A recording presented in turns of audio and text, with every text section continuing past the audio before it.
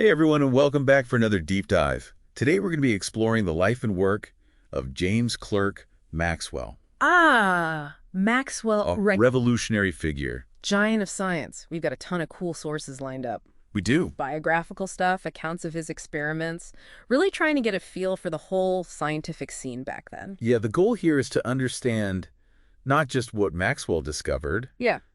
but how his thinking Yeah. shaped the world around him. Shaped the world around him and how the world around him shaped his thinking. Absolutely. This is a two-way street. It's all connected. And I think It's fascinating how Yeah. his work on spinning cells, color wheels, Saturn's rings. it all ties back to how we understand electricity and magnetism today. Yeah, it's mind-blowing. It all starts with a curious kid, though. It does. Right. Just picture this young Maxwell at his house in Glen Lair. Yeah. Tracing bell wires all through the house. I mean, not your typical childhood. Not at all. It speaks to this. It's that innate, Yeah. Desire to figure out how things work, that tinkering spirit. It's got to be there. It's got to be there. And Glen Lair itself was pretty unique. Not your average aristocratic upbringing. Right. I think that really fostered his independent spirit, shaped how he thought. So we see this early spark, Yeah. but then it's like 14 years old. He rediscovers Yeah. Descartes' method This is incredible. for drawing bifocal curves. Bifocal curves. I mean, I was struggling with a protractor at that age. What are bifocal curves? Maybe that's a good place to start. Yeah, what are they? So imagine trying to create this perfect curve that focuses light in two different ways. Okay. Essentially, that's what a bifocal lens does. And he figures out the math behind it at 14. I know. Incredible mathematical intuition. It's Yeah. going to be essential throughout his career. Absolutely. And along the way, he's got these incredible mentors. Oh, Nickel, Forbes. mentorship is so crucial. They see something in this kid. They recognize that spark. They nurture that experimental side. They do. They set him on a path. It's amazing when you think about it. It makes you think about the people who Yeah. did that for you in your life. Absolutely. But it's not just about individual brilliance. It's about the context, the world he's living in. Yeah. 19th century Britain. It's this amazing blend of rapid technology but slower scientific change. It's like a weird contradiction, right? It is. You've got the Industrial Revolution booming, Steam engines, factories. transforming society, But science is still seen as, like this gentlemanly pursuit. yeah, a hobby, not a real profession. And that impacts Maxwell directly. Oh, There are many paths for an aspiring scientist. Right. Instead, you have these natural philosophers dabbling in all sorts of things. It wasn't just the title either. It affected funding, resources, everything. The whole system. Yeah. Hmm. Makes you think, how does the perception of science and technology shape its progress? Even today. Big questions. But let's switch gears for a minute Okay. and talk about colors. Everyone remembers Newton, those prisms. Oh, yeah. Right. Splitting sunlight, a rainbow, the spectrum, Newton's color circle. Oh, okay. Groundbreaking for its time. trying to systematize it. It was. But then comes Thomas Young Ooh, with this radical idea.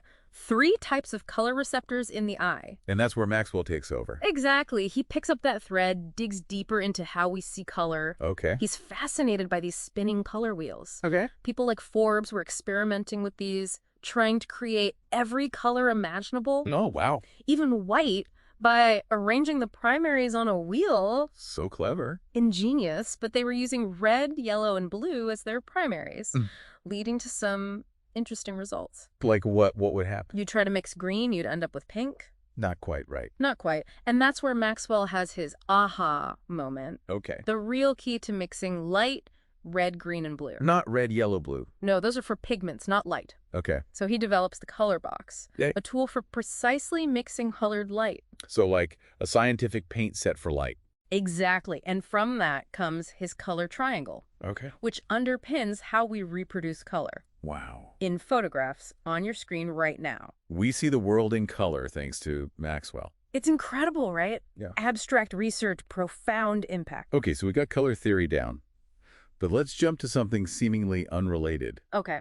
Saturn's rings. Ah, the ring. Centuries. They've been this puzzle. Yeah. Everyone sees them.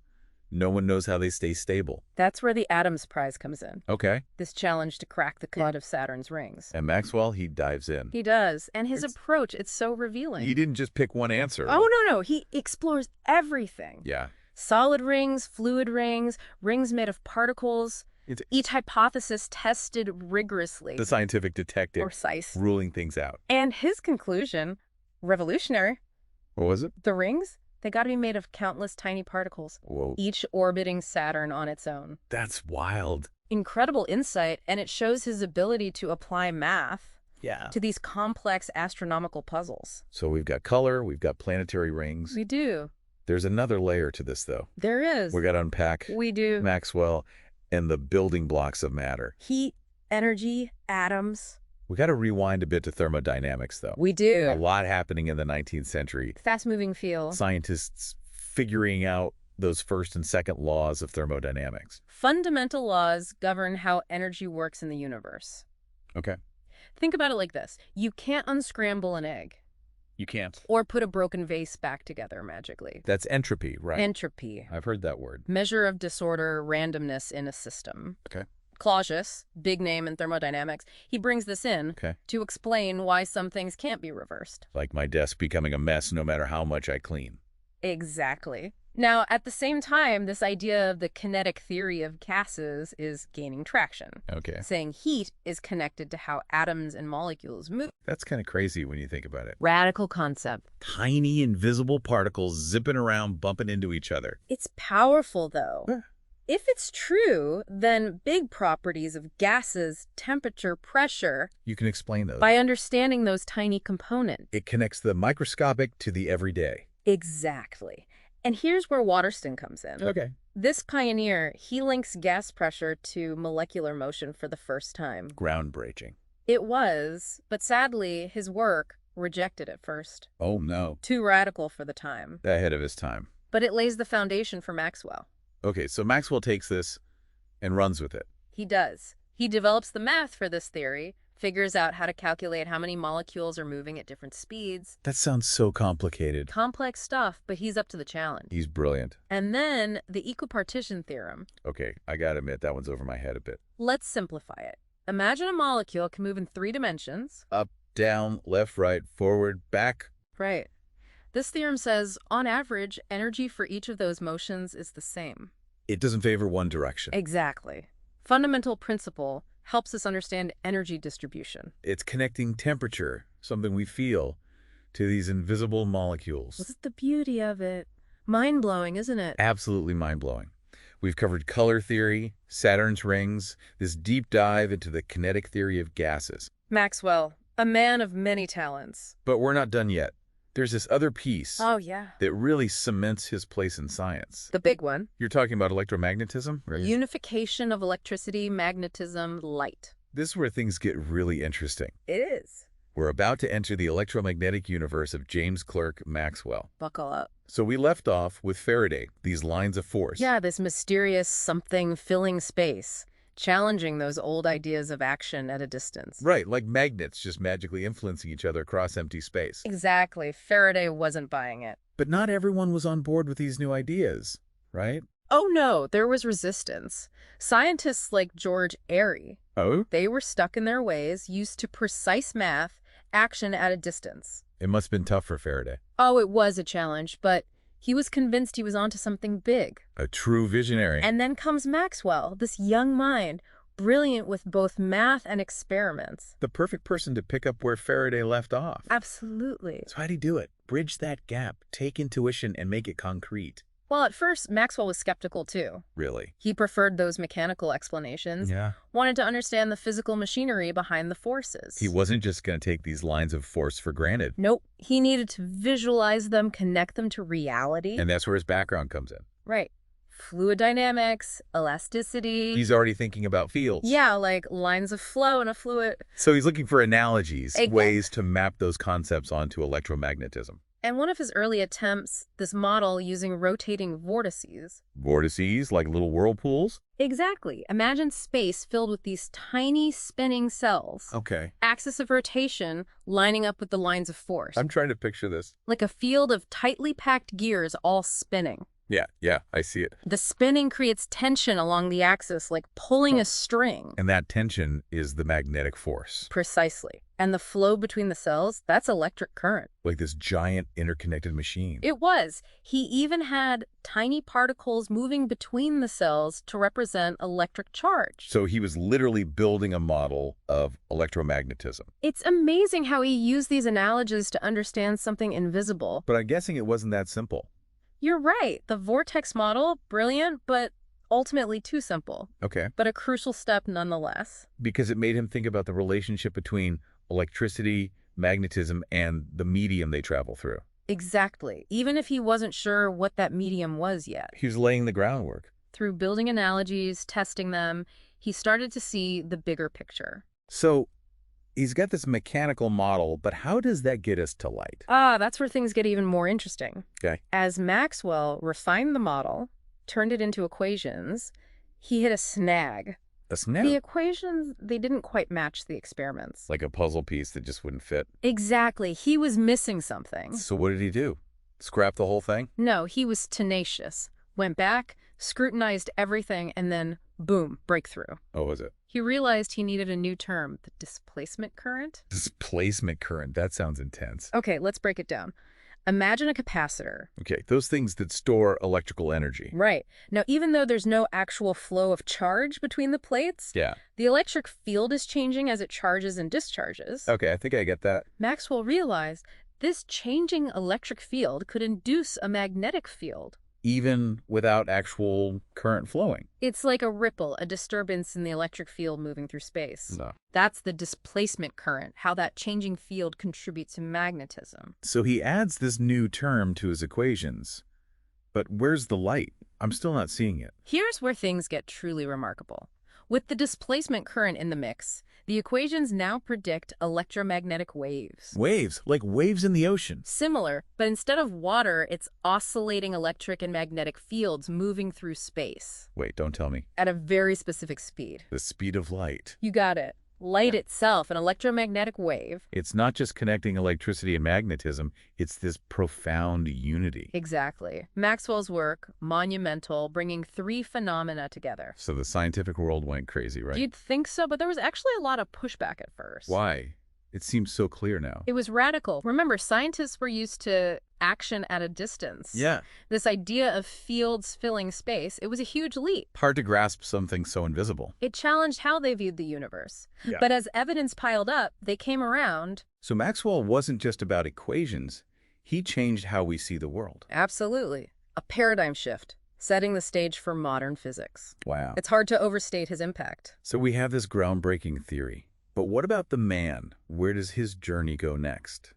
Back to Cambridge, but this time, not as a student. Right. He's about to take on a role that will shape the future of scientific exploration. Leading the Cavendish Laboratory. You got it. And establishing a world-class lab in the 19th century, that's not easy. I bet there were challenges. Oh, definitely. So Maxwell's back at Cambridge this time to lead the Cavendish Laboratory. A brand new lab dedicated to experimental physics. But you said it wasn't easy, right? What kind of pushback did he face? Well, even the idea of a dedicated space for experiments, it was pretty new then. Yeah. Some people saw it as a threat, to the traditional focus on theory. Really? They thought experimenting was somehow, I don't know, lesser. There was that attitude, yeah. People like Todd Hunter. They argued that experimental science was too mercenary, too focused on practical stuff, not real understanding. It's amazing how much resistance there was to something we see as so basic now. It is, right.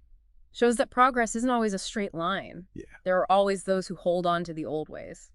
But thankfully, there were also those who saw the value of experimentation. Absolutely. And that's where the Duke of Devonshire comes in. Oh, A huge supporter of science, he funded the construction of the Cavendish. wow. So he really understood the need for both theory and experiment. He did. A true champion of progress. So they've got this amazing facility. Yeah. They need someone to lead it. Enter Maxwell. Well, not quite. Their first choice was William Thomson, brilliant physicist, already running a lab in Glasgow. Seemed perfect. You'd think so, but he declined. Too attached to his own institution? Yeah. Then they tried Helmholtz, another giant in the field. Okay. He said no too, chose a position in Berlin. So third time lucky. Exactly. Maxwell gets the offer, even with no formal lab experience. They must have seen something truly special in him. They did. His brilliance was undeniable, and that passion for both theory and experiment, it must have shown through. But still, a huge undertaking. What did he want the Cavendish to be? He envisioned a space for collaboration, hands-on learning. No stuffy ivory tower here.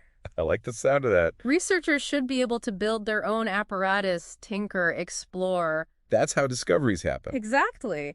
And it worked. The Cavendish became a hub of innovation, attracting brilliant minds. And Maxwell's leadership, it was key. It was. He nurtured that curiosity, that rigor, the deep respect for the scientific process. It's really inspiring. It was a crucible for breakthroughs that would shape 20th century physics. So his legacy, it goes way beyond his own discoveries. It does. He shaped the future of science through the institution itself, a true visionary. Now, before we wrap up, there's one more fascinating part of this story. Okay.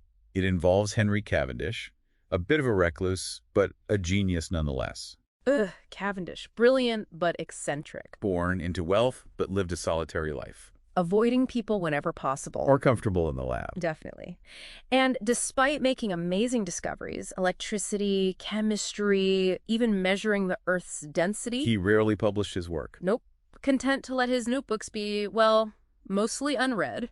So much knowledge hidden away. That's kind of sad. It is. And that's where Maxwell's admiration for Cavendish shines through. Yeah. He recognized the brilliance, Oh. even though it was mostly forgotten. The kindred spirit. Kindred spirits, both seeking truth, not fame. That's a beautiful way to put it. And when Maxwell got Cavendish's unpublished manuscripts, he treated them with such care. What a responsibility. It was. He spent years studying them, deciphering those cryptic notes, even replicating the experiments. Wow. He wanted to understand not just the what, but the how. A true labor of love. It was, and it deepened his own appreciation for the scientific process. Yeah. His work resulted in the publication of the electrical researches of the Honorable Henry Cavendish. Giving Cavendish the recognition he deserved. Exactly. It's a testament to Maxwell's dedication to history, to honoring those who came before.